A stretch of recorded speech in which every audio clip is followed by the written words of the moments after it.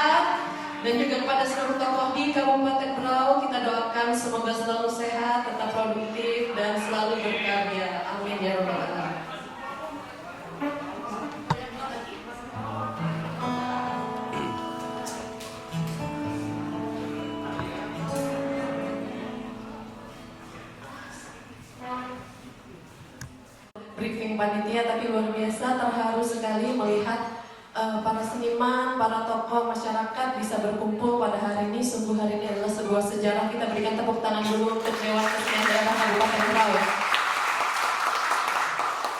Baik, sebelum masuk ke acara segmen, saya mau memberikan pengantar dulu sebenarnya pada pagi hari ini Dewan Kesenian Daerah Kabupaten Berau ini sedang mengadakan apa. Jadi para tamu undangan yang saya hormati, Ngobras Tani, ngobrol santai tentang seni atau yang disingkat Ngobras Tani tadi merupakan satu kegiatan bincang-bincang santai yang menghadirkan beberapa narasumber, yaitu ayahanda dan ibunda kita, para seniman atau tokoh masyarakat Kabupaten Berau.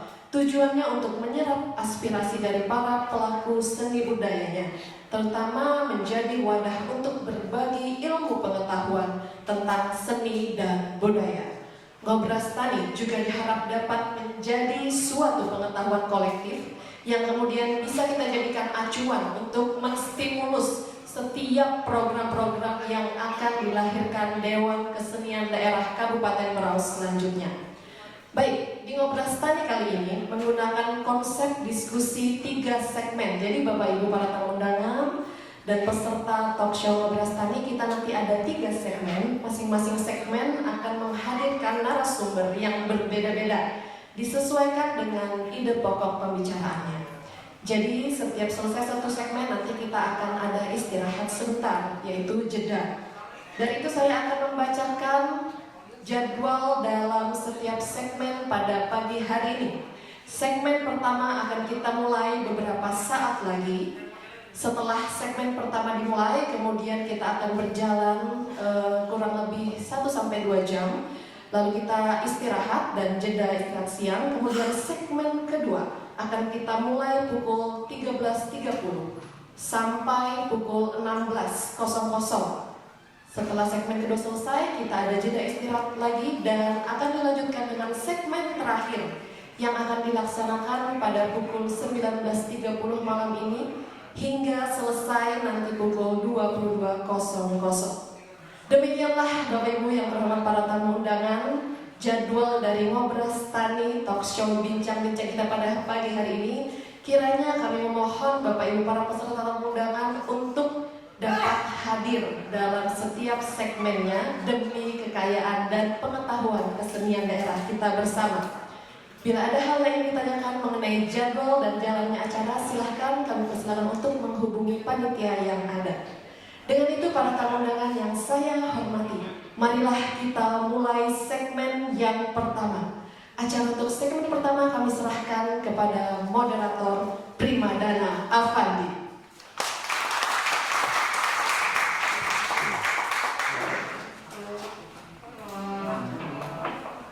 Assalamualaikum warahmatullahi wabarakatuh. Mungkin sebelumnya para narasumber di segmen pertama yang sudah saya hubungi bisa langsung mengambil posisi dulu, Bapak Ibu. Ada Saudara Abizar sama Bang Refli di sini, kemudian Bu Retno, ada Pak Fahrudin dari Sambaliuk sama Bapak Yangping.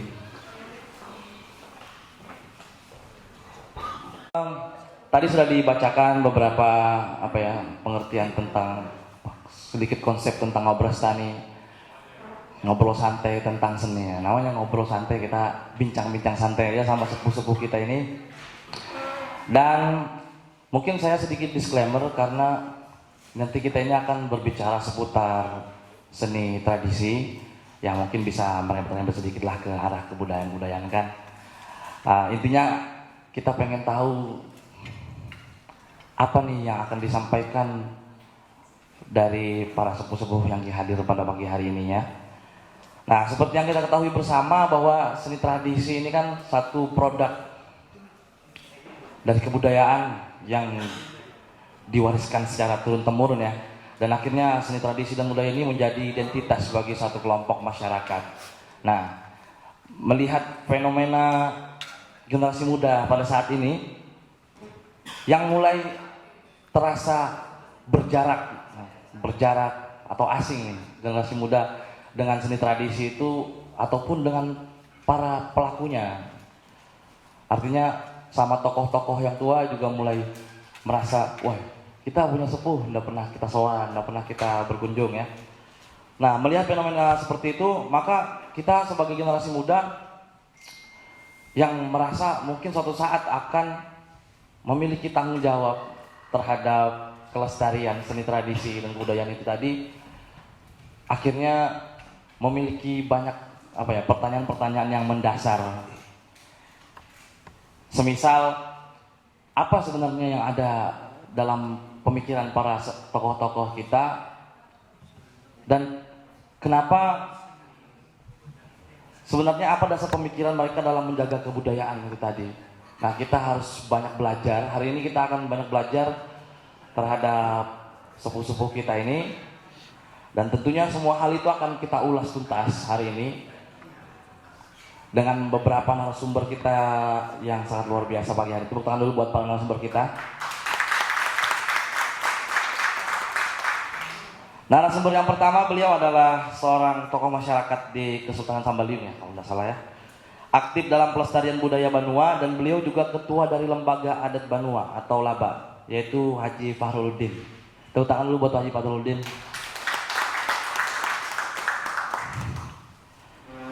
Narasumber yang kedua, beliau adalah seorang ketua adat besar Dayak Kabupaten Berau, Bapak Insinyur Yangbit.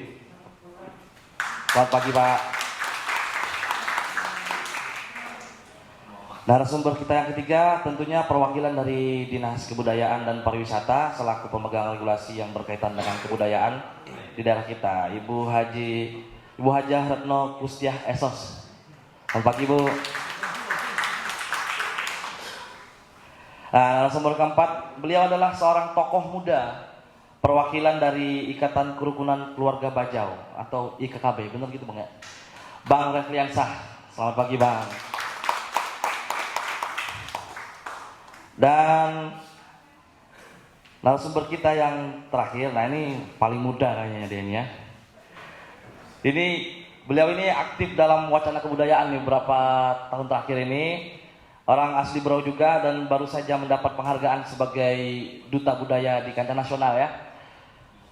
Dan kali ini beliau mewakili Dewan Adat Kesultanan Gunung Tabur karena beliau di situ sekretaris, diutus oleh Pangeran Hadi ya. Beliau adalah Saudara Abizar Yogya Ananda Putra. Nah, kita nanti akan ngobrol-ngobrol bersama bersama narasumber. Tapi sebelumnya saya akan menyampaikan, nanti akan ada kesempatan untuk bertanya kepada teman-teman yang hadir, para tamu undangan. Dan kesempatan bertanya akan kita bagi menjadi 2 termin. 1 termin itu isinya 3 orang yang berhak untuk bertanya. Nah, nanti kita akan kasih kesempatan untuk itu. Tapi sebelumnya kita akan ngobrol-ngobrol dulu sama narasumber. Nah, ini berhubung karena Ibu Hajah Retno Kustiah Adat tidak bisa mengikuti sampai akhir dan beliau buru-buru, kita kasih kesempatan kepada beliau dulu untuk menyampaikan beberapa tupoksi yang akan disampaikan oleh beliau. Kepada Bu Hajah Retno Kustiah kami persilahkan. Terima kasih. Bismillahirrahmanirrahim. Assalamualaikum warahmatullahi wabarakatuh. Selamat pagi, salam sejahtera untuk kita semua. Yang kami hormati, yang masih ada hadir di sini adalah orang tua kita, Bapak Datu Kesuma. Beliau ini juga seorang datu yang keturunan dari baik Gunung Tabur maupun Sambaliung. Dan beliau ini juga adalah pemerhati seni budaya dan paling aktif untuk pemerhati seni budaya. Yang berikutnya orang tua kami, kakanda kami, Kojo Seni. Beliau ini juga pencipta lagu, tadi sudah menyanyikan lagunya sendiri, itu ayahanda atau kakanda kami Kamarudin. Kenapa kami tadi memeluk beliau? Karena beliau adalah sepupu daripada kami. Orang tua kami juga kakanda kami yang juga menciptakan lagu Berau maupun lagu Bajau. Dia 2, dia berada di Banua, dia juga berada di Bajau. Luar biasa. Tepuk tangan untuk beliau. Ini pelaku seni. Yang berikutnya itu juga di samping kami, ini orang tua kami Pak Fahrul. Ini juga beliau ini dulu juga bersama-sama kami. Itu adalah dari Berau. Beliau ini juga sudah disebutkan tadi namanya adalah Lembaga adat Benua dari Sambaliung, dan juga beliau aktif di Bebada. Ya, Bebada itu singkatan dari Baja Benua Bajau Dayak. Nah, ini juga beliau juga adalah pengurus dari Bebada. Dan kemudian juga orang tua kami juga sebagai kepala bidang kami dulu, tapi saya belum sempat, dan juga pernah jadi guru saya di SD, Pak Saprudin Itur. Beliau ini adalah betul-betul juga, beliau ini seorang penulis, walaupun beliau ada orang lain, beliau juga sering menulis masalah seni dan budaya maupun yang ada di Berau. Luar biasa beliau tulis beliau, maupun beliau sering berkunjung ke kampung-kampung, dan sering kita lihat mungkin di YouTube kalau Anda mungkin mau membukanya. Yang kami hormati juga ini ada dari Dinas Perpustakaan dan Kearsipan, luar biasa beliau ada hadir, Pak Yuda, beliau hadir di tengah-tengah kita. Kenapa beliau hadir di hari Minggu? Katanya tidak ada juga kerjaan, lebih bagus saya bertahan. Luar tepuk tangan untuk beliau. Ya. Kemudian kami sapa lagi juga sempat kepala bidang kami, Pak Endin Supandi. Begitu saya masuk 2019, Pak Endin lah kepala bidang kami yang mengerti persis, tahu dengan seni dan budaya. Mungkin below 75%, saya waktu itu masuk 2019 belum mengerti apa masalah budaya, tapi kalau budaya etika apa kita sudah tahu di rumah maupun di sekolah tentunya. Iya. Tepuk tangan untuk Pak Endin Supandi, beliau hadir.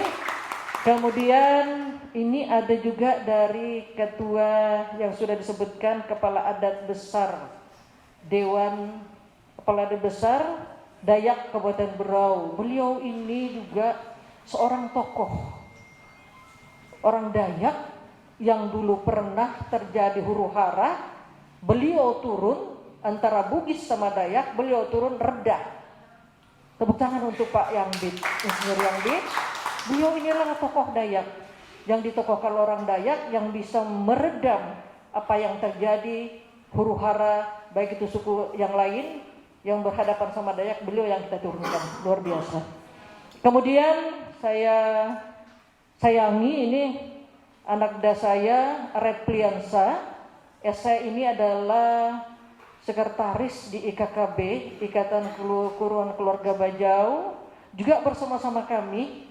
Saya juga selaku, selain mungkin saya di bidang budaya, saya juga ketua Ikatan Wanita Bajau. Waktu itu sudah dilantik zamannya almarhum Pak Muharram. Kami dilantik sebagai ketua wanita Bajau di Kabupaten Berau. Yang kemudian di samping kiri saya yang cakep, yang harus saya sapa. Karena berangkatnya seorang anak ini di samping saya sampai menjadi kebanggaan Kabupaten Berau tingkat nasional, itu dari awal Duta Budaya tahun 2020 hanya diberi waktu 5 hari, 2 hari 2 malam belajar di rumah.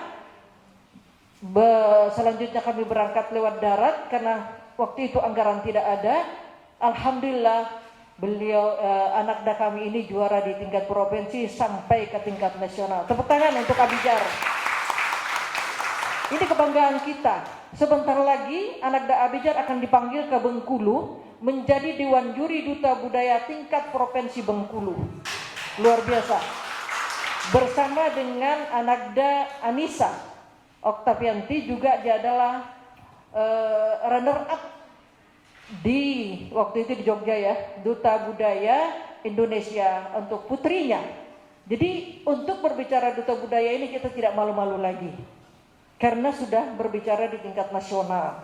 Dan bahkan Abijar ini akan dipanggil kembali menjadi Dewan Juri tingkat budaya tingkat nasional nantinya di Bengkulu, insya Allah. Tepuk tangan kembali untuk Abijar. Nah, kami tadi yang sudah disebutkan oleh moderator, kami sebagai topoksi kami yang berada di bidang budaya, Dinas Kebudayaan dan Pariwisata, itu bidang budaya, di mana setelah perubahan Pak, setelah perubahan birokrasi, reformasi birokrasi yang dulunya kepala seksi utara 3 di bidang kebudayaan sehingga dirubah menjadi fungsional atau artinya diperada perubahan sehingganya kami kewalahan dengan tugas-tugas yang ada yang diberikan tugas ini kepada kami. Namun kami juga alhamdulillah berkat ada satu orang di bidang budaya itu yang mengerti seni dan budaya, yaitu Bapak Erson. Itu adalah bersama-sama kami sehingganya bidang budaya itu berjalan lancar sama gimana caranya supaya kedepannya kami ini mungkin ada kesalahan, mungkin Pak Fahrul tadi sempat ngobrol, bisa dimaklumilah dengan tenaga yang ada. Nah, pekerjaan yang sekarang kami emban ini adalah yang seharusnya saya itu hanya berada di kepala seksi seni budaya dan tradisional, sehingganya kami semua merangkum Pak, baik itu seni budayanya, cagar budayanya Pak, seni tradisionalnya itu ada di sana. Kami hanya berdua. Itulah, kalau sudah nanti saya purna tugas, otomatis tugas saya ini siapa yang penggantinya?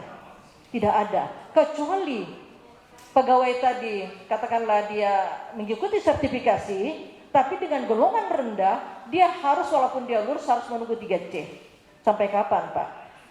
Nah itulah, dengan adanya perubahan kemarin, sebenarnya itu sudah katakanlah agak merugikan kita di daerah kita, sehingganya pekerjaan itu sangat berat sekali buat kami. Baik Pak yang kami hormati, tadi sudah kami sapa satu persatu. Jadi tugas yang sekarang yang kami emban itu dalam artian yang banyak tidak diketahui oleh kaum milenial, di mana bukan saja kita berbicara seni budaya, seni tari, seni sebagainya, juga itu ada di dalamnya cagar budaya. Cagar budaya yang mungkin adik-adik atau kaum milenial ini tidak mengetahui bahwa cagar budaya di Kabupaten Berau sangat banyak sekali, tapi banyak yang tidak tahu apa itu cagar budaya. Ya, saya mungkin bisa sebentar ya. Jadi kami hanya berbicara masalah cagar budaya, mengingat anak-anak yang ada hadir di sini, adik-adik kami yang kami sayangi, banyak tidak mengetahui kalau seni tari, seni musik atau apa, saya rasa mereka lebih mengetahui itu. Tapi untuk cagar budaya di Kabupaten Berau banyak yang tidak tahu apa itu cagar budaya. Nanti kita lihat Pak, nanti ada PowerPoint yang sudah saya buat tadi malam supaya sedikit ya Mas, sedikit aja supaya PowerPoint ini dilihat bahwa cagar budaya ini perlu diketahui. Cagar budaya itu yang bersifat terlihat, keraton, museum. Nah, untuk sementara untuk penetapan cagar budaya ini baru Sembaliung Pak. Kenapa cagar budaya itu hanya Sembaliung bisa ditetapkan? Karena bangunan sudah berumur lebih daripada 50 tahun. Itu yang bisa ditetapkan. Dan itu pun diteliti Pak, bukan hanya langsung ditetapkan. Sedangkan untuk museum, karena museum itu adalah pemerintah sudah yang membuat, bahwa dia tidak bisa ditetapkan museum menjadi cagar budaya karena dia baru berusia 30 tahun. Nah, sedangkan yang bisa ditetapkan adalah situs cagar budayanya. Apa itu situs cagar budaya? Yaitu yang tertinggal saat kebakaran atau dibom, ada 4 tiang yang ada di belakang museum. Itu situsnya yang bisa dijadikan cagar budaya dan bisa ditetapkan. Makanya itu jangan dicabut, karena itu adalah suatu kenang-kenangan yang dapat dijadikan cagar budaya, jangan sampai dibakar. Itu sejarah bahwa pernah Gunung Tabor itu museumnya ada di keratonnya di situ, dan itu tiangnya. Itu Pak yang kami dapat dari saat kami dipanggil untuk penetapan cagar budaya. Ya, silakan Mas. Masalah budaya.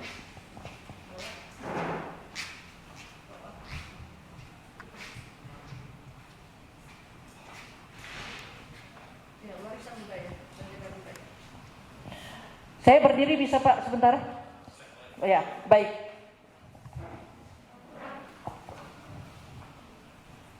Warisan budaya, ada warisan budaya yang kita lihat, ada warisan budaya tak benda yang itu akan nanti dijadikan warisan budaya tak benda itu Pak, nah akan ditetapkan. Namun di Berau kami belum bisa mengatakan bisa ditetapkan karena belum ada penelitian. Banyak sekali Pak warisan budaya tak benda. Contoh seperti Tanjung Batu itu ada namanya Magjamu. Magjamu itu adalah ritual adat dari turun temurun. Itu harus dikaji dulu Pak. Belum bisa dikatakan bahwa itu adalah cagar budaya atau budaya tak benda yang harus bisa ditetapkan. Itu salah satunya. Belum bisa? Ya, baik lanjut aja. Kemungkinan kita ada cagar budaya di Berau ini berjumlah kalau tidak salah 36 Pak, termasuk ada Museum Siraja, kamar bola yang di Teluk Bayur, terus ada terowongan yang ada di, bukan terowongan Mina ya Pak ya, terowongan yang digunakan zaman Belanda yaitu batu bara. Ya itu juga masuk dengan cagar budaya. Jadi adik-adik yang hadir pada saat ini tolong ini supaya diketahui bahwa cagar budaya di Berau banyak sekali. Nah bagaimana caranya untuk melestarikannya? Adik-adik lah nanti ke depannya untuk memperkenalkan supaya menjadi objek wisata. Yaitu salah satunya. Ini lanjut.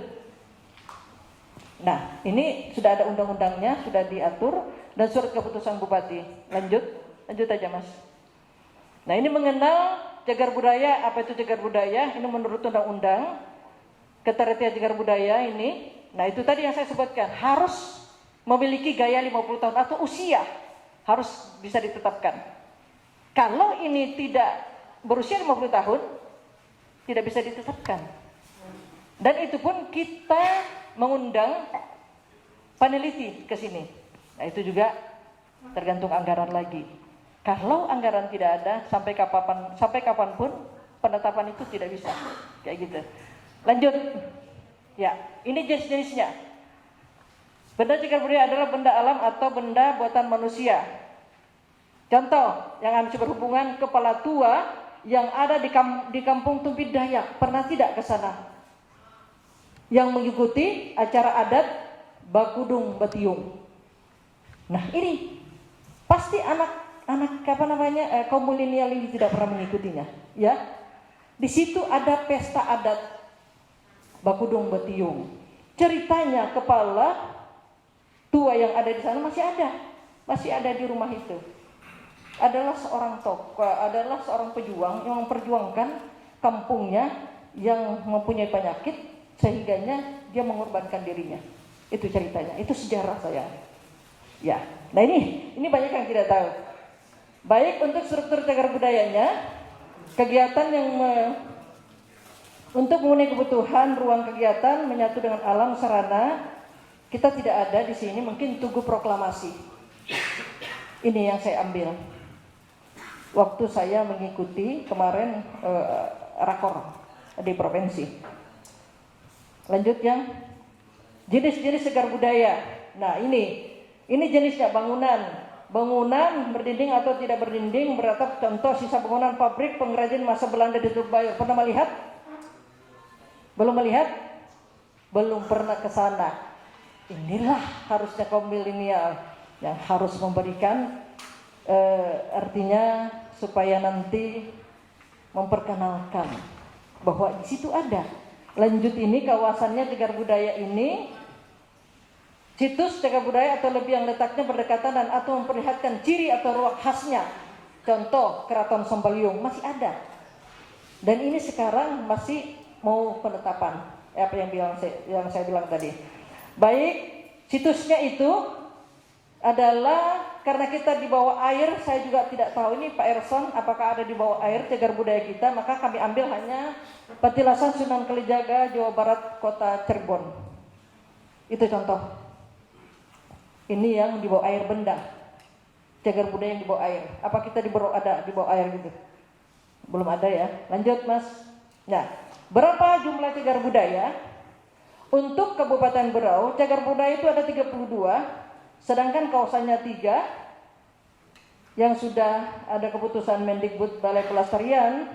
Koleksi cagar budaya untuk Gunung Tabur itu ada 337, sedangkan Sembelium itu 162, Teluk Bayur atau Museum Siraja 140 Pak. Ini sudah ada Pak, dan ini data yang kami dapat. Ini ada datanya, yang jumlahnya artinya koleksi benda cagar budaya itu sudah dihitung. Insya Allah itu kami tidak salah. Baik. Nah, berdasarkan data dari Kemendikbud, jumlah cagar budaya di Indonesia untuk tahun 2022 itu berjumlah 1.025, sedangkan jumlah objeknya 49.000 Pak. Itu tahun 2022 kemarin. Jadi 2023 belum ada pendataan lagi. Ya, lanjut Mas. Nah, 4 cara yang dapat dilakukan oleh masyarakat untuk melestarikan cagar budaya. Adik-adik, kunjungilah cagar budaya yang saya sebutkan tadi, supaya dapat dipromosikan, supaya dapat dimodifikasikan, agar orang luar bisa tahu cagar budaya Berau itu banyak sekali. Ya, itu salah satunya.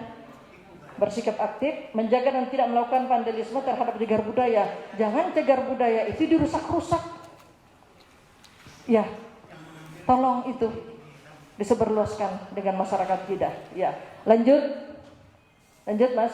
Yuk lestarikan cagar budaya kita agar menjadi warisan bagi generasi kini dan nanti. Mengapa cagar budaya penting untuk dilestarikan? Cagar budaya adalah identitas lokal dan kekayaan budaya nasional, memiliki nilai penting bagi sejarah, ilmu pengetahuan dan kebudayaan. Cagar budaya dapat menjadi destinasi wisata yang menarik dan meningkatkan perekonomian masyarakat setempat. Cagar budaya menjadi sarana perasaan peribadatan belajar agama. Tahu masjid yang di Gunung Tabur, yang dekat keraton atau museum, masjid lama itu. Adik-adik banyak yang tidak tahu Pak Fahrul, bahwa kita tuh mempunyai cagar budaya yang luar biasa.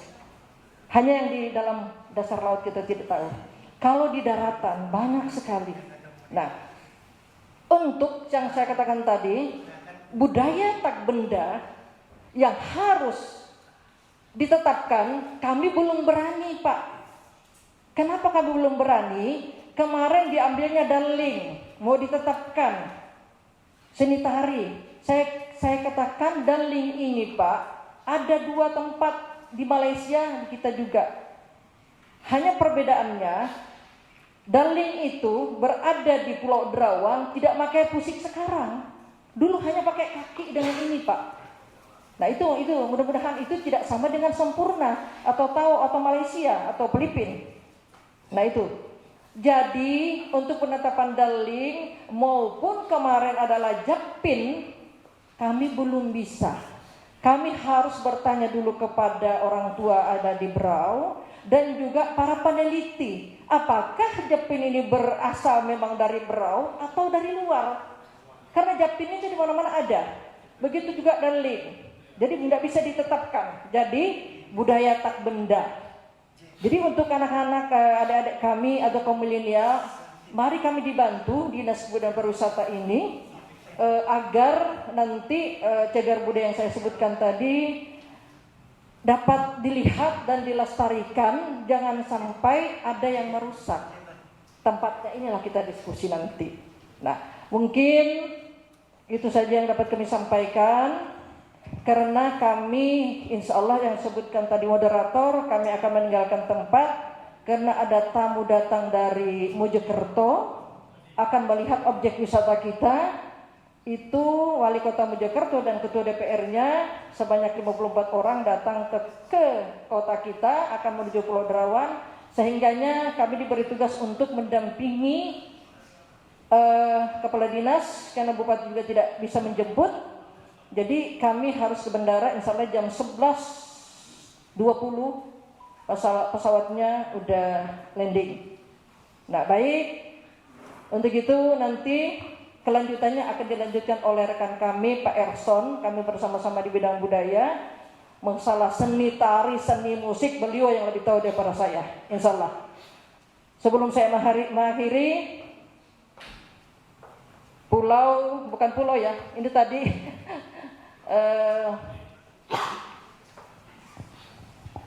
Labuan Cermin, airnya jernih. Cukup sekian dan terima kasih. Bukan lu buat Ibu Retno. Berarti nggak bisa tanya-tanyain nggak Bu soal cagar budaya ini kita? Benar sekali. Masih bisa ditanya Ibu buru-buru apa gimana? Soalnya Kalau berbicara cagar budaya ini, kalau nanti ada yang bertanya, nanti Mas Erson saya tinggal. Baik. Ada di sini nanti Mas, cagar budaya itu. Ada beberapa tadi yang harus kita lestarikan, harus Baik. kita jaga. Siap. Sebenarnya harus ada yel-yelnya. Oh, ada sama anak-anak. yel-yelnya. Tapi sayang saya harus pergi. Oh iya Bu, siap. Ya. Terima kasih Bu Retno sudah hadir. Mungkin Pak Erson langsung bisa ngambil posisi kali ya, langsung di situ ya. Atau mau dulu di situ aja nggak apa-apa juga sambil, karena kita ngobrol-ngobrol santai aja. Ya, ya, terima kasih Bu. Waalaikumsalam. Baik teman-teman, tadi kita sedikit